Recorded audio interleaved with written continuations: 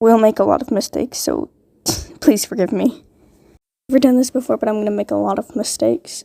But entity 193, more commonly referred to as Cindy, is a singular entity known for its friendliness towards wanderers, ability to morph its appearance, and ability to perfectly no-clip from level to level at will. Information on Cindy is highly valuable due to its ability to travel from level to level at will. Research is being done by several MEG operatives regarding Cindy's efficiency to no-clip technique in hopes of making the arduous and hazardous task of traversing through the backrooms much simpler and safer.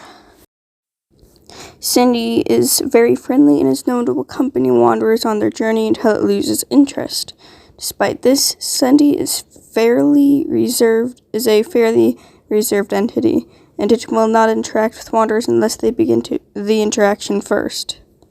This entity is docile, only attacking when feeling aggressed, so no special precautions need to be taken around this being. However, if Cindy feels at all threatened, it will usually just no-clip away from the source of its stress.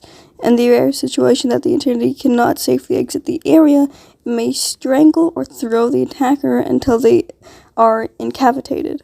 Cindy can change its appearance to disguise itself as someone's first love, best friend, or close relative in an attempt to put wanderers more at ease when interacting with it.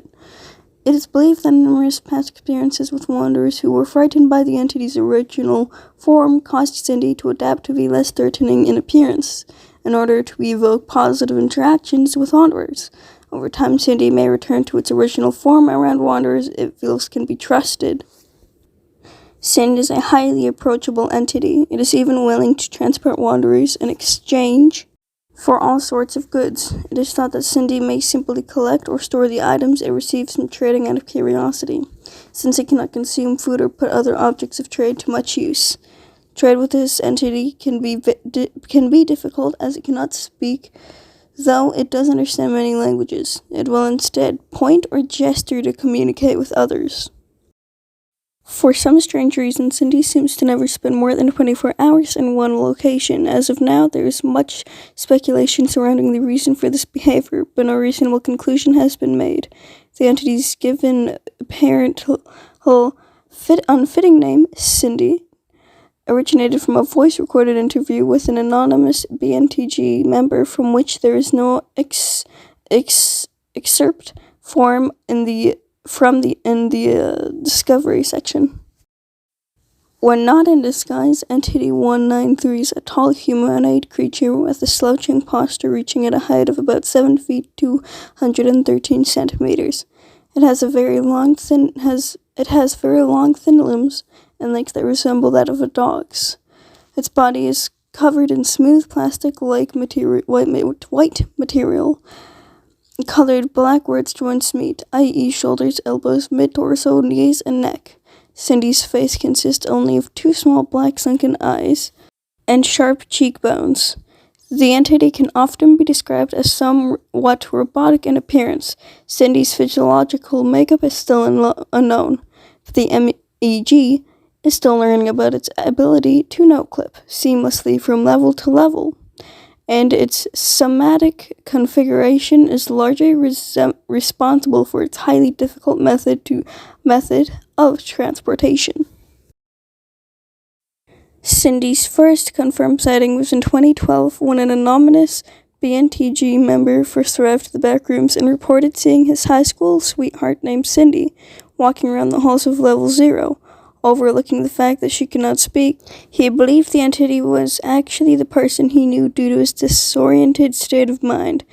Cindy then began leading him to the Manila room, a journey that took an estimated 4 to 5 hours before shifting back into its original form upon their arrival. At the room, it then departed after giving the man, in his own words, a quick wave goodbye. Except from voice-recorded interview with the BNTG member, I was beginning to feel hopeless, trapped in what I can only describe as the most off-putting, endless maze I've ever been in.